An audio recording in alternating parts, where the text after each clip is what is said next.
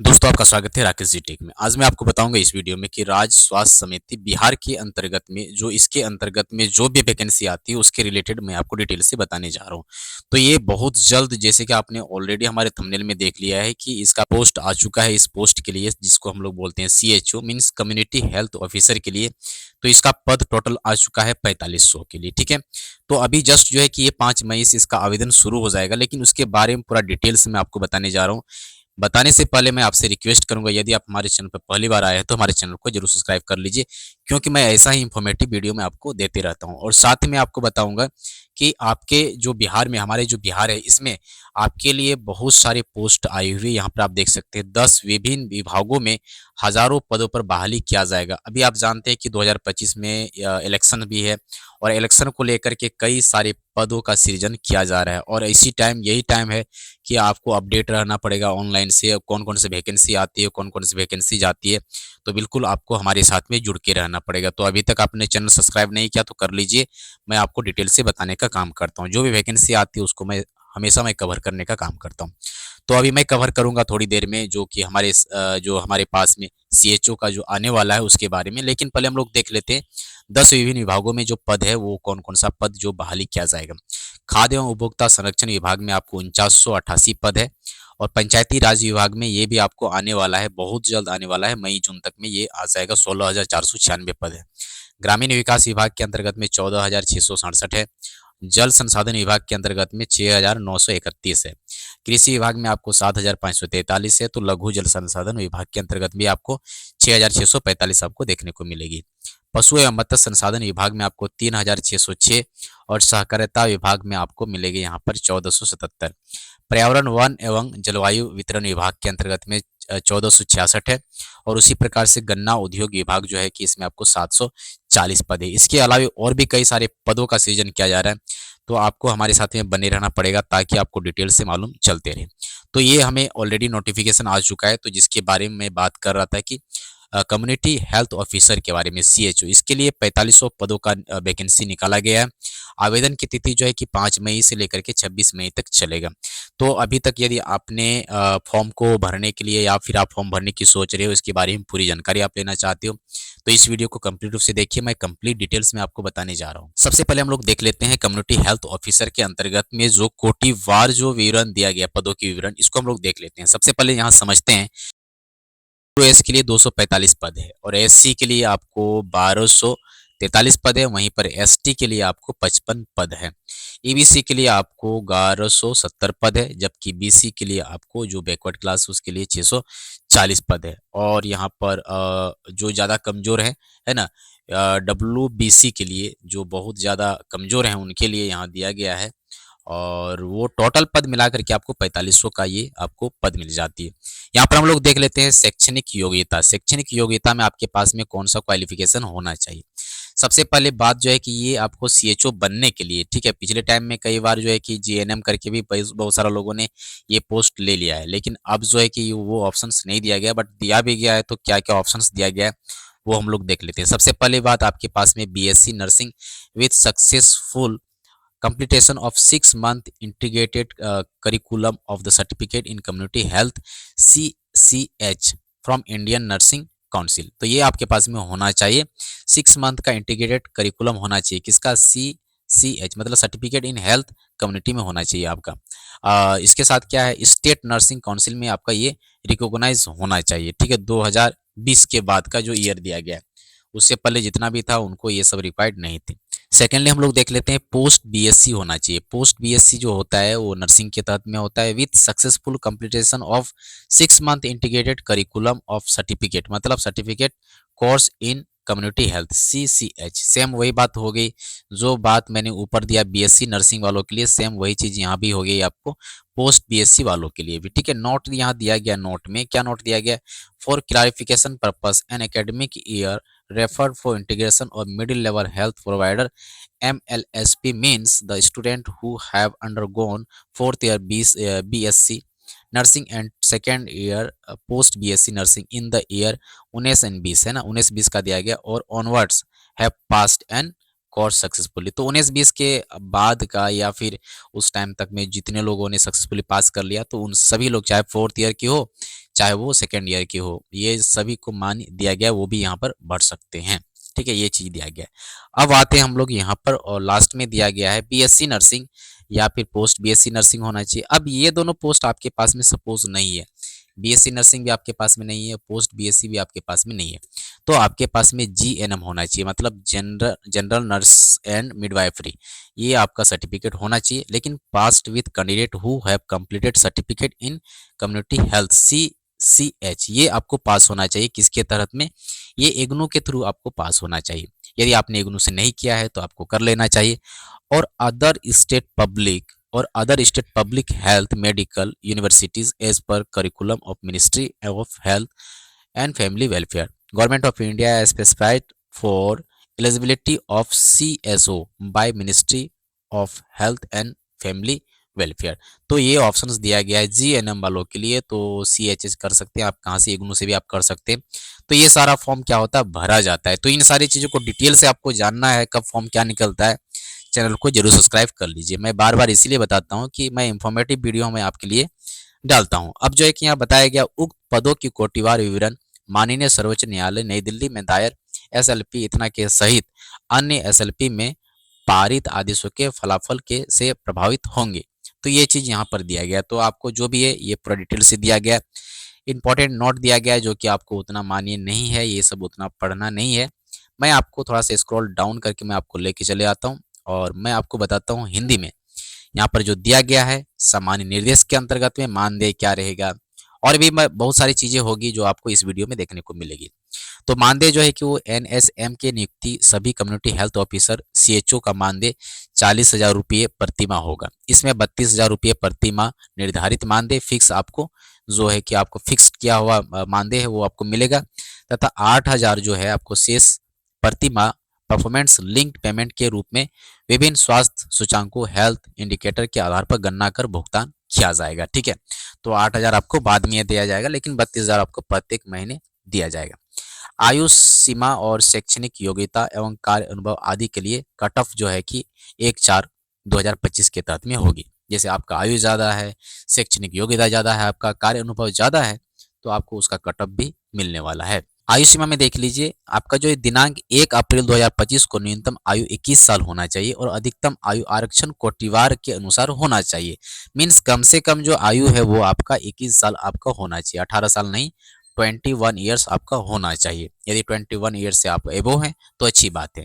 अब एबो कहाँ तक जा रहे हैं, आप यहाँ पर देख लीजिए, जनरल और EWS पुरुष हैं, मेल के लिए आपको 37 वर्ष के लिए दिया गया है। पिछड़ा वर्ग, अत्यंत पिछड़ा वर्ग, पुरुष और महिला दोनों के लिए दिया गया है 40 वर्ष तक। यहाँ पर अनारक्षित जो है EWS महिला के लिए स्पेशली दिया गया है, वो 40 वर्ष दिया गया है। और SC और ST के लिए पुरुष और महिला दोनों के लिए दिया गया है 42 ईयर्स, मतलब 42 वर्ष के लिए, 42 साल के लिए। ठीक है, तो ये चीज यहाँ पर हमने देखा है कि जो आयु सीमा है वो यहाँ पर दिया गया है। आप अपने हिसाब से आप क्या कर लेंगे, अपने आयु को चेक कर लेंगे, और इसका जो तिथि है वो आपको 1 अप्रैल 2025 से काउंट कर लेना है। ठीक है, इसमें किसी प्रकार का आपको डाउट नहीं होना चाहिए। अब जो है कि इसका ऑनलाइन करने का वेबसाइट दिया गया है, आपको वेबसाइट मेरे ही द्वारा मिलेगी आपको, और जैसे ही शुरू हो जाता है 5 को उससे पहले ही मैं आपको लिंक मैं डाल दूंगा अपने डिस्क्रिप्शन बॉक्स में, कैसे ऑनलाइन करना है, क्या डॉक्यूमेंट्स लगने वाला, सारा चीज़ मैं उसमें बताऊंगा। तो इसीलिए चैनल को सब्सक्राइब कर लीजिए। ठीक है, प्रारंभिक तिथि एवं समय जो है आपको 5/5 मतलब 5 मई 2025 से 10 बजे से आपका चालू हो जाएगा, और अंतिम तिथि जो है वो आपका 26 मई 2025 तक है, वो 6 बजे शाम तक चलेगा। तो ये चीज़ है आपको यहाँ पर ध्यान में रखना है। इसके अलावा और भी कई चीज़ें लगेगी आपको, तो उन सारी चीज़ों को जानने के लिए आप हमेशा हमारे चैनल के साथ में बने रहे। ठीक है, मैं इसीलिए कहता हूँ क्योंकि बहुत सारी चीज़ जो है कि चेंजिंग होती रहती है, तो उनका आपको बिना हमारे चैनल के आपको जानकारी नहीं मिलेगी। डिस्क्रिप्शन बॉक्स में लिंक दिया गया है, आप हमारे ग्रुप को भी ज्वाइन कर सकते हो, जिस ग्रुप में मैं हमेशा देते रहता हूँ। ठीक है, हमेशा नोटिफिकेशन जो आती है वो मैं अपडेट करते रहता हूँ। आगे हम लोग चलते हैं, यहाँ पर देख लेते हैं। ऑनलाइन आवेदन करते समय आरक्षण का दावा करने के लिए यदि आप अनुसूचित जाति अनुसूचित जनजाति के तहत में आप आते हैं तो आपको अस्थायी निवासी, ठीक है, अस्थायी निवासी प्रमाण पत्र जो कि आपका रेसिडेंशियल सर्टिफिकेट और जाति प्रमाण पत्र, ये दोनों आपको देना पड़ेगा। उसी प्रकार से पिछड़ा वर्ग अत्यंत पिछड़ा वर्ग के लिए आपको स्थानीय निवासी जो निवास प्रमाण पत्र वो हो गया, और क्रीमी लेयर रहित प्रमाण पत्र आपको देना होगा जो बिहार सरकार के प्रयोजनार्थ के अंतर्गत में आता है। आर्थिक रूप से कमजोर, सेम वही चीज है।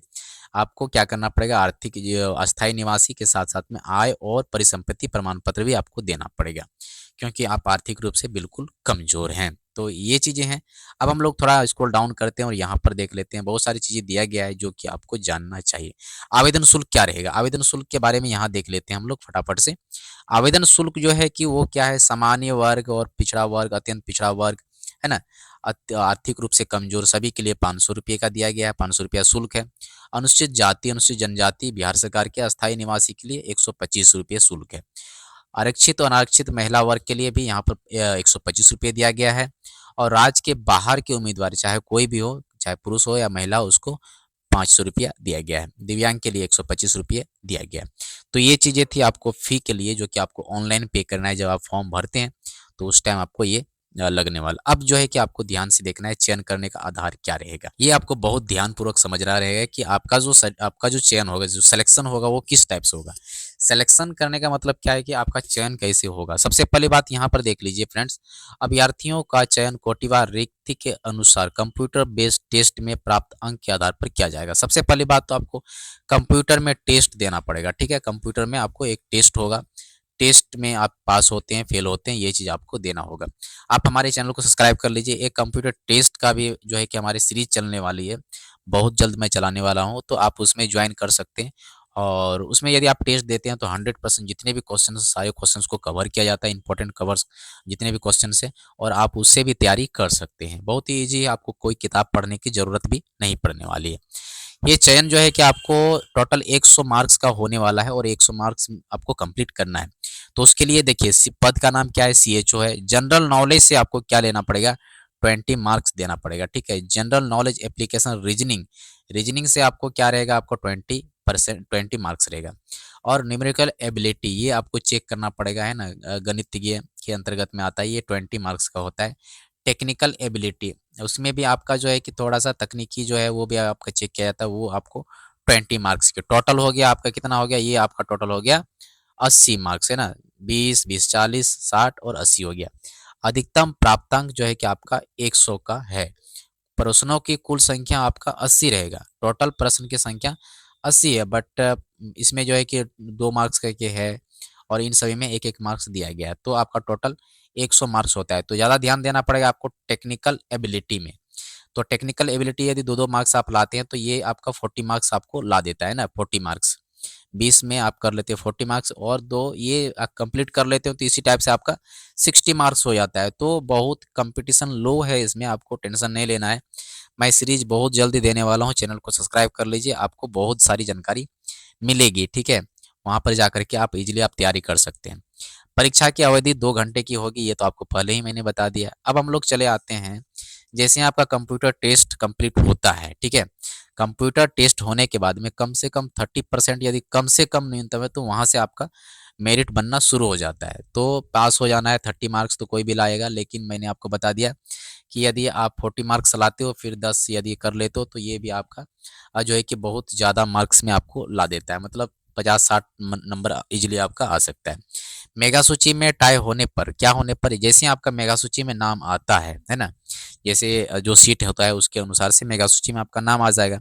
इसके बाद क्या है, यहाँ पर देख लीजिए, अंतिम रूप से सफल अभ्यर्थियों की मेगा सूची प्राप्त अंकों के आधार पर आरक्षण कोटिवार तैयार किया जाएगा। आरक्षण के हिसाब से जो भी कोटि है वो तैयार किया जाएगा। 2 या 2 से अधिक अभ्यर्थियों के समान अंक प्राप्त होने की दशा में मेगा सूची में उसके स्थान का निर्धारण उनकी जन्म तिथि के आधार पर किया जाएगा। ये भी आपको नोट करने की बात है कि यदि दो व्यक्ति का जो है कि एक ही नंबर आता है, तो जन्म तिथि जिनका भी है उनका जो अधिक है, ठीक है, जिनका जन्म तिथि अधिक है तो उनको प्राथमिकता दिया जाएगा। यहाँ पर दिया गया, उम्र में वीर अभ्यर्थी मेगा क्रम में ऊपर रहेंगे, अधिक जो है जिसका एज है तो उनको प्राथमिकता दिया जाएगा। समान अंक प्राप्त करने एवं समान जन्म तिथि वाले 2 या 2 से अधिक अभ्यर्थियों की दशा में मेगा सूची में उनके स्थान का जन्म निर्धारण उनकी शैक्षणिक योग्यता के आधार पर भी किया जाएगा। मान के चलिए आपने मैट्रिक पास किया है या इंटर पास किया है या जो भी आपके पास डिग्री है, उसके अलावा और भी कुछ डिग्री है, तो आपको जो है कि आपको सिलेक्शन किया जाएगा, मीन्स जो है कि आपको प्रायोरिटी दिया जाएगा, आपको ज़्यादा महत्व दिया जाएगा। कहने का मतलब यही है। 10वीं बोर्ड के प्रमाण पत्र में यथा उल्लेखित नाम अंग्रेजी में सेम टू सेम होना चाहिए। दोनों में हिंदी और अंग्रेजी आपका जो भी है वो नाम आपका मिलना चाहिए। हिंदी में उतना नहीं है तो फिर भी आपको इंग्लिश में नेम मिलना चाहिए। अब फ्रेंड्स आते हैं प्रमाण पत्र का सत्यापन। अब तो वो हो गया, अब यहाँ पर आते हैं सत्यापन होगा, ठीक है। अब सत्यापन में क्या क्या, प्रमाण पत्र सत्यापन, काउंसलिंग के दिन निम्नलिखित प्रमाण पत्र होना चाहिए। क्या क्या होना चाहिए, प्रमाण पत्र होना चाहिए, अंक पत्र होना चाहिए, अन्य कागजात मूल प्रति जो आपके पास में ओरिजिनल है वो आपको होना चाहिए। जो ऑनलाइन आवेदन के समय अपलोड किया गया वो भी देना है, और जो नहीं भी दिया गया वो भी आपको देना है। क्या क्या देना है देख लेते हैं। ऑनलाइन भरे गए आवेदन और सीबीटी का प्रवेश पत्र की प्रति, ठीक है। Copy of online field of application form and admit card of CBT. मतलब ये जो है कंप्यूटर बेस्ड टेस्ट जो है उसका जो आपको एडमिट कार्ड है उसको अच्छा से रखना है। हम लोग कई बार फेंक देते हैं। Copy of online field with application form, ये भी आपको अच्छे से संजो के रखना है। 2 पासपोर्ट साइज फोटो चाहिए, रंगीन में होना चाहिए, जो ऑनलाइन आवेदन में अपलोड किया गया हो। ये आपको जो भी फोटो आप ऑनलाइन में अपलोड करते हो उसका 2 फोटो पासपोर्ट होना चाहिए। फोटो युक्त पहचान पत्र होना चाहिए, जैसे कि आपके पास Aadhaar card, PAN card, driving licence, voter ID card, passport कुछ भी हो वो आपका होना चाहिए, ठीक है। तो ये सारी चीज़ होना चाहिए। अब आगे देख लेते हैं, जन्म तिथि का जो जन्म साक्ष्य है वो भी आपके पास में होना चाहिए।